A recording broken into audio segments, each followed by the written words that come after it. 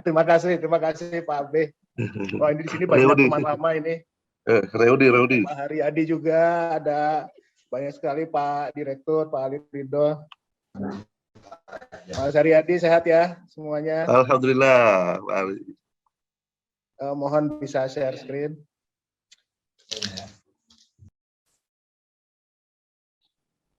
Ya. Terima kasih Bapak-Bapak Ibu sekalian. Assalamualaikum warahmatullahi wabarakatuh. Waalaikumsalam. Salam sejahtera buat kita semua. Mudah-mudahan sudah terlihat ya presentasinya dan suaranya jelas. Saya tadi merasa sangat terbantu nih dengan Pak Direktur, Pak Ali Ridho ya, karena memang sudah dijelaskan dengan cukup dalam tentang metaverse. Nah, dan saya memberikan presentasi yang agak sedikit mungkin berbeda karena judulnya Metaverse dan Transformasi Digital Sekolah. Jadi kita rasakan memang dalam beberapa tahun terakhir ini kan perkembangan yang luar biasa ya. Yang 10 tahun lalu, waktu dulu saya dengan Pak Haryadi, 15 tahun ya Pak Haryadi ya, kita bicara tentang TMDG, teknologi media digital dan game. Saya kira pembicaraannya juga sudah bicara cukup jauh. Waktu itu hanya teknologi waktu itu belum terlalu sebaik sekarang. Tidak terbayangkan hasilnya sekarang dalam waktu kurang dari 2 dekade, baru 10 tahun, 12 tahun kemudian situasi sudah sedemikian hebat. Banyak hal yang sebetulnya kita tidak bayangkan akan terjadi dalam waktu dekat. Ya terjadi, walaupun kalau kita lihat di film-film Hollywood sebetulnya masih kalah kita ya dengan apa yang terjadi secara realita, dengan apa yang menjadi imajinasi para pembuat film-film Hollywood itu, ternyata kita masih kalah gitu ya, dari sisi imajinasi dan pencapaian teknologi. Kalau dilihat misalnya kayak tahun 2001 Odyssey, itu harusnya kita sudah keluar dari planet ini, yang sebetulnya sudah ada kelihatan mulai. Jadi tahun 2001 harusnya sudah jalan-jalan di Mars dan lain-lain. Tapi kalau kita lihat di tahun 2020 ini sudah mulai muncul, kelihatan ada banyak sekali orang gitu ya, yang sudah sampai pada taraf level seperti itu, seperti kemarin misalnya Jeff Bezos, kemudian juga Richard Branson gitu ya, kemudian juga Elon Musk tentunya yang swasta gitu ya, private, individual yang bisa masuk ke daerah seperti itu. Jadi memang sekarang ini era yang luar biasa, sangat tidak terbayangkan sebelumnya gitu ya. Sehingga terasa sebagai disruption di semua bidang. Disruption-nya tidak cuma sekali pukul gitu ya, kemarin kita bicara tentang tiba-tiba online learning segala macam, tapi juga muncul berkali-kali, setiap tahun muncul disruption baru. Yang terakhir yang sekarang kita bahas di hari ini, disruption baru yang sebetulnya secara konsep sudah cukup lama, tadi sudah dijelaskan sangat baik gitu ya, bahwa 10 tahun lalu Second Life sudah ada, tapi dulu kayaknya nggak terlalu menarik karena memang teknologinya belum membuat jadi cukup nyaman. Tapi sekarang gara-gara Facebook pengen buat metaverse, semuanya jadi buat metaverse. Gitu ya. Dan akhirnya kita mau tidak mau terpaksa harus ikut lagi dan melihat bahwa itu cara yang tidak bisa dicegah lagi, menjadi norma di masa depan. 2 tahun terakhir kita dipukul lagi sama sesuatu yang membuat kita terpaksa harus masuk ke situ yang namanya pandemi ini. Gitu ya. Jadi secara teknologi kita sudah dipush terus oleh perkembangan teknologi, tapi memang secara perkembangan lingkungannya pun mengharuskan kita mengikuti pola yang muncul di situ. Jadi kalau dilihat ya memang harus dilakukan. Gitu. Kalau pandemi kita tidak bisa beradaptasi dengan menggunakan teknologi yang sudah tersedia, kita akan sampai pada kesimpulan akhirnya kita akan punah. Jadi kalau saya bilang waktu itu beberapa kali di internal kami, kalau tidak banyak perubahan yang cukup signifikan, tadi kalau kita bicara paradigma, gitu ya, paradigma tata kelola perguruan tinggi, sepertinya perguruan tinggi nasional akan punah, dan walaupun mungkin misalnya perguruan tinggi besar seperti ITS, PENS, ITB gitu ya, itu dianggap kuat, tapi kayaknya akan punah gitu ya, kalau kita tidak melakukan perubahan-perubahan yang dibutuhkan untuk dapat bertahan di era ini. Termasuk saya kira teman-teman di level pendidikan yang di bawahnya, misalnya SD, SMP, SMA, dan SMK gitu ya. Jadi berubah menjadi satu kebutuhan penting yang mau tidak mau harus kita lakukan. Hal itu terjadi sebetulnya karena memang tidak ada lagi alasan yang gitu ya, dari sisi teknologi bahwa kita dapat membereskan persoalan kita. Lihat sekarang itu kita sangat dekat dengan apa yang disebut teknologi singularity.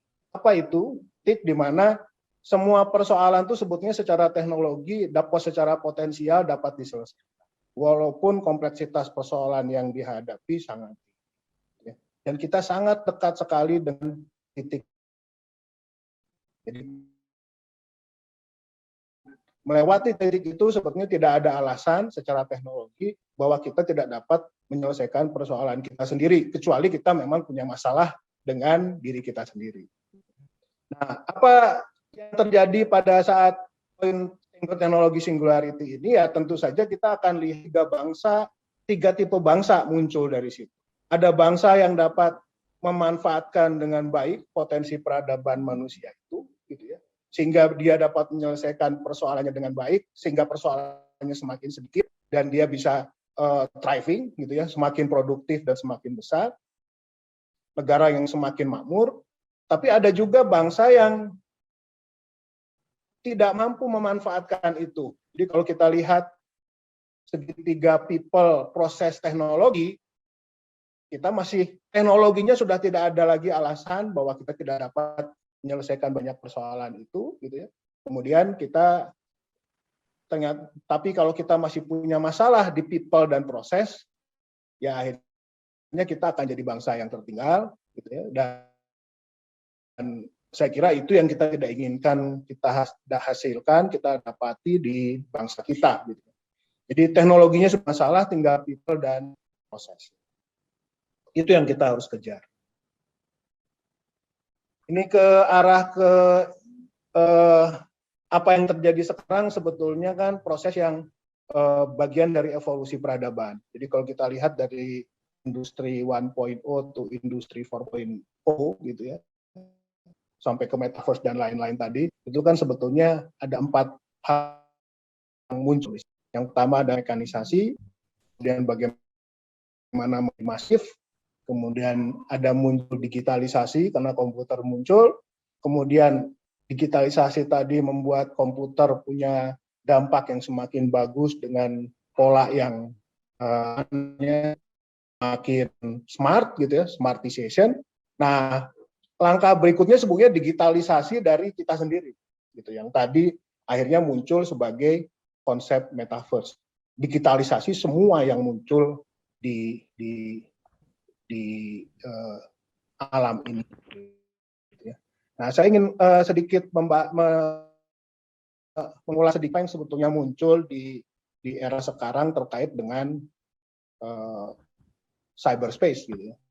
Jadi sebetulnya ada 2 konsep yang dari beberapa tahun kemarin sudah kita bicarakan cukup banyak gitu ya. Pertama adalah persoalan digital twin. Digital twin itu artinya semua hal yang ada di dunia fisik itu sekarang sedang berlomba-lomba dibuat kembarannya di digital world, di cyberspace. Kemudian bukan. terminal kedua tentang cyber physical system. Apa? Itu kan ada semua proses. Ada sekarang sebetulnya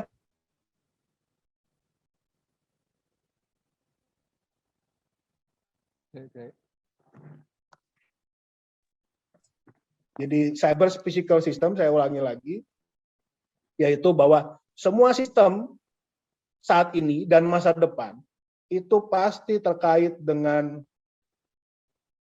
hubungan antara physical system yang kita lihat di dunia nyata dengan cyber system yang ada di dunia cyber. Yang kira betul difahami karena kita akan selalu mendapati situasi bahwa kok data saya ada di cyberspace misalnya gitu ya. Google punya data pergerakan saya, ada twin dari saya, kegiatan saya yang mencerminkan semua hal yang mirip saya tapi di cyberspace. Itu yang sebetulnya makin lama makin kuat gitu ya. Ada persoalan digital twin, ada hal yang mirip di cyberspace yang mirip dengan kegiatan hubungannya nanti gitu ya. Nah, hubungan itu yang saya kira akan sangat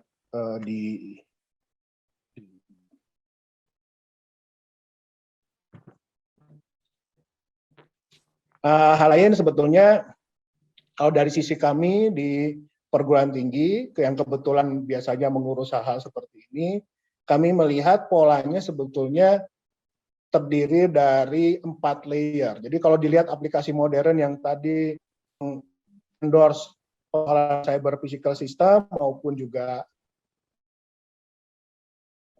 penggunaan digital, itu sebetulnya bagian dari sistem yang terdiri dari 4 layers tadi, yaitu kalau kita lihat semua aplikasi modern terdiri dari layer paling bawah, instrumentasi, bagaimana mendigitalisasi, kemudian data dikumpulkan dan kalau perlu digunakan langsung dibalikkan kembali juga bisa. Kemudian pada layer berikutnya yang kami biasanya sebut sebagai tataran sistem informasi, bagaimana data diorganisasi untuk kepentingan di atasnya, untuk kepentingan masyarakat. Kemudian di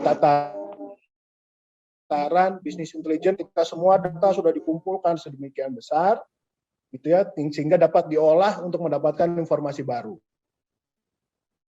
Nah, di atasnya ada satu layer lagi yang disebut tataran gamifikasi, di mana data tadi yang sudah sedemikian diolah dan hasil yang sudah dikelola metadata berhasil dihasilkan, itu dapat kembali diolah dan digunakan untuk mengubah perilaku. Apa? Karena goalnya pada saat di level gamifikasi sudah bukan sekedar informasi yang kita konsum, tapi sesuatu yang kita harus mengubah misalnya perilaku dari sistem. Dan 4 teknologi yang sekarang menjadi besar itu sebetulnya terkait dengan itu gitu ya. Kalau kita bicara big data itu ternyata mewadahi semua yang ada di 4 layer ini, mana Internet of Things dan robotik menjadi kunci dari bagaimana data itu didigitalisasi, dikumpulkan. Kemudian data processing, modeling, dan artificial intelligence menjadi bagian bagaimana data, mana hubungan dengan manusia, muncullah apa yang disebut human content interaction. Yang sekarang mungkin ada VR, AR, yang salah satu aplikasinya yang muncul sekarang tentu saja dalam bentuk metaverse. Dalam konteks pendidikan, sebetulnya tadi sudah dijelaskan juga, ada evolusi yang tidak bisa kita tahan lagi gitu ya, dari zaman dulu. Jadi kalau kita lihat pre-modern itu biasanya teacher-centered learning, filosofi itu bicara dengan sedikit sekali, gitu ya, small class. Plato misalnya katanya sering jalan-jalan di taman. Mungkin kalau kita lihat di era kita sekarang agak modern, teacher centered class, tapi kelasnya lebih besar. Yang menarik sebetulnya kalau dulu ya semaunya Plato, mau bicara apa semuanya nunggu dinulis gitu ya. Kalau di modern itu sudah standardized materials, kemudian standardized metodologi. Nah, pada saat pra-pandemi, gitu ya, semuanya masih teacher center. Ini. Kita masih besar gitu ya, kita terpaksa harus menggunakan kelas-kelas yang sangat besar karena harus Zoom meeting dan lain-lain, masih pakai standardized materials. Tapi kita sudah melihat tadi pertanyaan-pertanyaan yang muncul di sesi pertama pun sudah membicarakan tentang membicarakan tentang itu dan sudah melihat berbagai persoalan yang tidak bisa sekedar di online kan. Ada masalah psikologis, ada masalah efektivitas pembelajaran yang sekarang kita memang rasakan selama masa pandemi ini terdisrupsi. Gitu ya. Proses yang sebetulnya dulu sudah kita nyaman lakukan berpuluh-puluh tahun, kita sekarang rasakan harus kita ubah dan itu kita tidak mungkin kembali lagi walaupun ada kecenderungan dari kita semua untuk tetap mempertahankan ingin balik lagi ke awal gitu ya. Sehingga kita bisa lihat ada upaya untuk kembali full tatap muka misalnya. Understandable karena memang manusia biasanya tidak mudah berubah gitu ya dan kalau ketemu perubahan biasanya juga agak menolak dikit-dikit gitu ya. Nah, pada saat saya kira kita tidak pertama pandeminya sendiri sepertinya tidak akan selesai-selesai ini. Jadi mau tidak mau kita harus beradaptasi. Nah, knowledge terdemokratisasi. Tadi Pak Ali Ridho malah bicara tentang banyak sekali di YouTube konten yang lebih baik dari yang kita sudah siapkan untuk siswa-siswa kita. Itulah paradigma yang penting sebetulnya muncul di era sekarang bahwa kesadaran bahwa guru itu fasilitator bukan sumber ilmu pengetahuan. Di satu sisi tadi Pak Gatot cerita tentang bagaimana guru itu tidak akan tergantikan. Tapi betul sekali kata Pak, guru yang bagaimana yang tidak tergantikan. Gitu ya. Nanti kita sedikit bahas di bagaimana sebetulnya apa yang terjadi sekarang. Jadi tren ini tidak akan bisa ditolak lagi. Sesuatu yang tidak mungkin kita kembalikan ke era sebelumnya, walaupun kembali semuanya menjadi normal. Nah, kami di PPTIK sebetulnya punya skema tentang bagaimana transformasi digital sekolah, bagaimana sekolah menghadapi pola-pola seperti ini. Nah, kami melihat sebetulnya ada beberapa hal yang penting sekali dijadikan semacam acuan bagi sekolah ketika bicara tentang transformasi digital pada era sekarang. Salah satu yang paling utama tentu saja tadi kita bicara people dan proses. Jadi kalau kita lihat transformasi digital sekolah, kami di PPTIK melihat yang paling penting sebetulnya dari sisi sumber daya manusia, ada 3 literasi yang sangat penting untuk kita coba gali terus, kita buat agar semua sumber daya manusia yang terkait dengan baik itu gurunya, administrasi, siswanya tentunya, orang tua, dan lain-lain. Yang pertama tentu saja teknologi. Tadi Pak Widi bicara tentang minimum teknologi yang dikuasai ya ada handphone, ada internet. Itu satu hal yang perlu semuanya kuasai.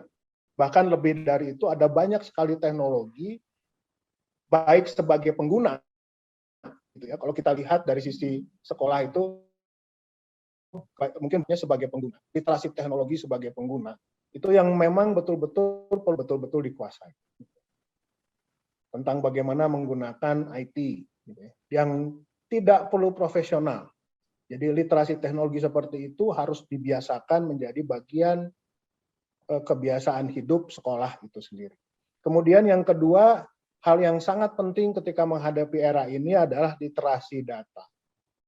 Mungkin kita belum punya banyak data, tapi kesadaran bahwa data itu penting, gitu ya, bahwa data yang valid itu penting, sebagai pengguna tentu kita juga sumber dari data gitu ya. Jadi kalau misalnya bicara di sekolah misalnya sekedar data absensi saja itu hal yang penting gitu ya. Walaupun kita belum tahu mungkin itu data itu akan digunakan seperti apa.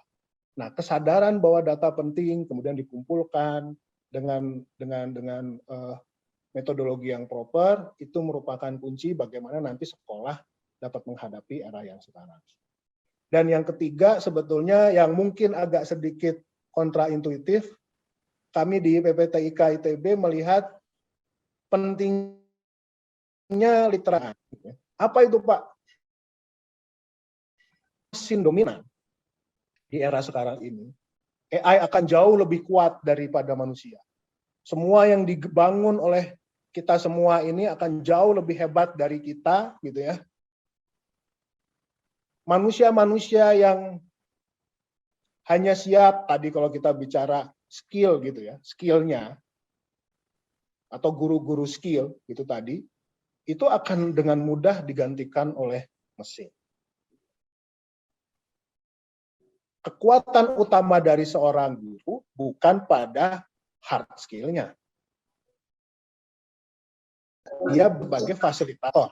Dan ketika berbicara sebagai fasilitator, kekuatan guru yang sebenarnya adalah kemampuan memahami manusia dan bagaimana membuat manusia itu menjadi lebih produktif, menjadi lebih baik, gitu ya.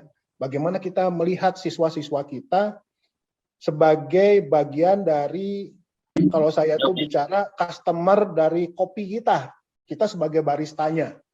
Guru-guru itu baristanya, kopinya tidak harus kita yang buat, ya. Tapi lihat bagaimana kopi itu dibuat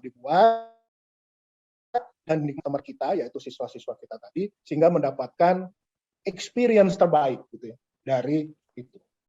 Jadi di satu sisi memang challenge-nya besar di era sekarang ini, tapi sebetulnya juga dengan teknologi yang ada, pekerjaan kita sebetulnya lebih ringan, tidak lagi harus fokus pada hal-hal yang terkait dengan subjek dari pelajaran itu sendiri, gitu ya. Tentu saja tingkat ekspertis masih jadi penting, gitu ya. Tingkat kepakaran tetap jadi penting, tapi pekerjaan sehari-harinya lagi terfokus pada bagaimana mendeliver konten, karena konten tersedia. Tapi bagaimana proses pembelajaran dilakukan untuk mendapatkan hasil pembelajaran yang optimal. Itu malah jadi hal yang jauh lebih penting dari tingkat kepakaran dari seorang guru. Kemudian saya kira di tata kelola, kita lihat transformasi digital mengharuskan sekolah itu sudah pasti paperless.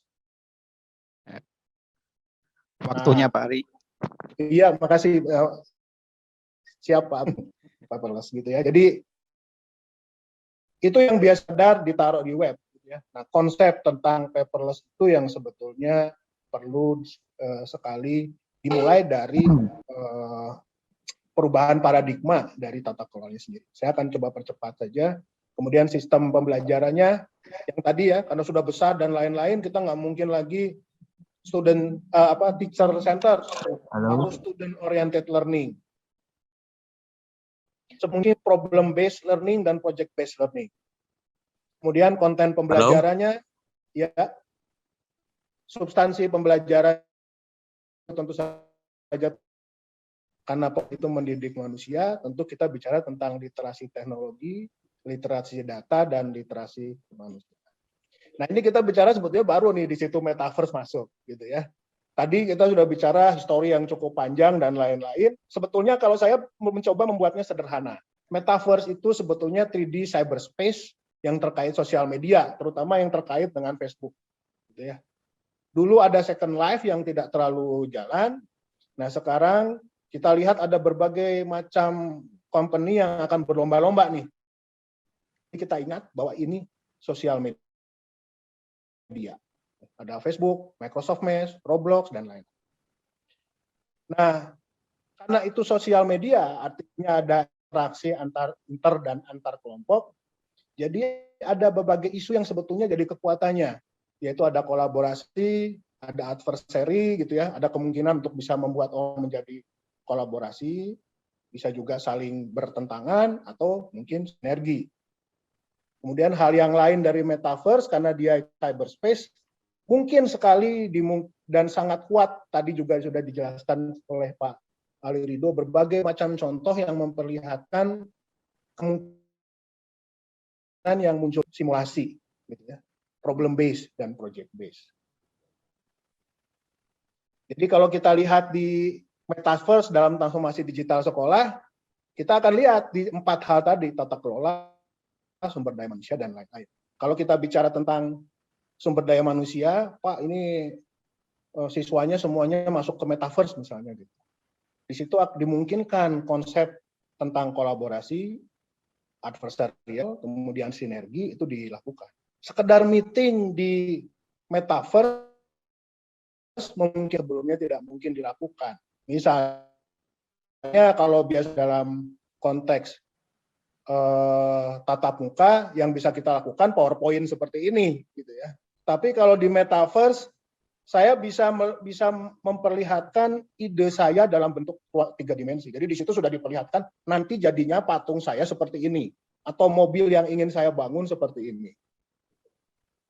Dan kalau dalam konteks pembelajaran, hal itu bisa diadop dalam substansinya. Misalnya kalau ingin siswanya membangun satu gedung bersama, ya di situ kita bersama-sama membangun gedung, gitu ya. Jadi kita rancang bersama dan lain-lain, kemudian kita bangun betul-betul bersama tanpa harus punya gedungnya yang sebenarnya di luar. Jadi kalau kita lihat akhirnya student oriented learning, problem based learning, project based learning, literasi teknologi, data dan kemanusiaan itu semua disupport oleh munculnya Metaverse begitu nanti. Nah, kalau di PPTIK memang kita punya skema 4-5 tahun terakhir ini tentang bagaimana hal itu bisa diadop oleh rekan-rekan di sekolah maupun di perguruan tinggi. Jadi kita intinya sebetulnya kita punya strategi berdayakan komunitasnya, komunitas itu komunitas pembelajaran, sehingga kita nanti hanya bisa cerdaskan desa dan kotanya dan makmurkan masyarakatnya. Jadi kita coba berangkat dari institusi pendidikannya, komunitasnya berdaya, kita buat sendiri konten, software, hardware, kemudian dihubungkan ke data center yang kita kelola bersama-sama, kemudian modifikasi apa yang sudah ada, gunakan sendiri, kemudian kita kolaborasikan supaya tadi kita bisa produktif di era yang seperti ini. Ini 4 layer yang dilakukan, kalau kerjasama dengan ada 3 hal gitu ya. Nah, yang tadi mungkin bisa lihat, mungkin Bapak Ibu sekalian kalau ingin lihat virtual kampus, sebetulnya kalau dari sisi konsep secara akademis ini tidak lebih dari sekedar 3D virtual world gitu ya, yang bisa kita coba navigasi gitu ya. Apa yang muncul di Metaverse itu sebetulnya belum kita berhasil masukkan gitu ya. Saya kira ini akan jadi open problem dalam beberapa tahun, akan banyak sekali ide-ide muncul, dan saya kira sebetulnya kita bagian dari populasi yang produktif untuk menghasilkan banyak hal baru yang muncul di Metaverse ini. Demikian Pak Abe dari saya, terima kasih. Wassalamualaikum warahmatullahi wabarakatuh.